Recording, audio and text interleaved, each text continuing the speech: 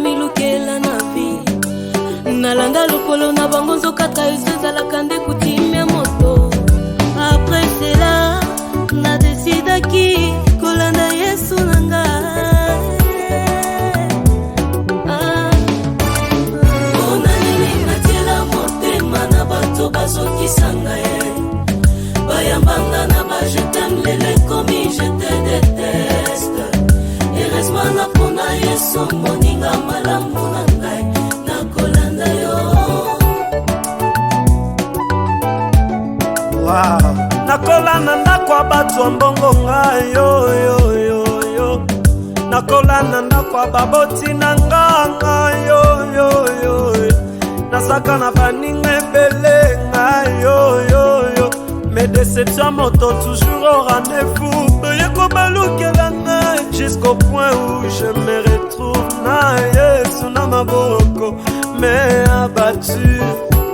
Na yeko sosola yete yone moninga malamu atana sakina baninga yo nakolana pape nakolana yo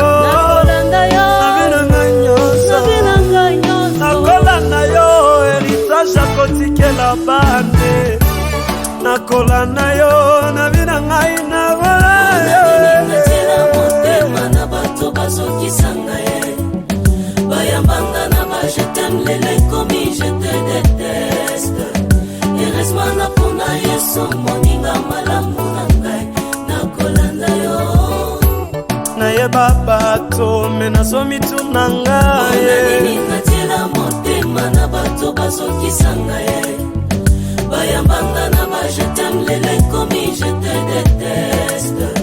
Heureusement na pona Yesu moninga malamu na ngai nakolanda yo.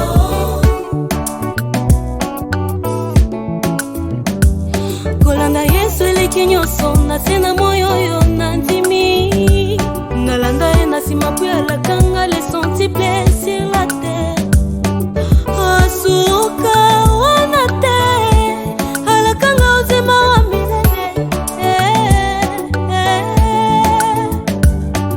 Namona double avantage kolanda na mwana na Nzambe. Il me rassure pour mon futur Zambalole. Il me rassure à ta bonne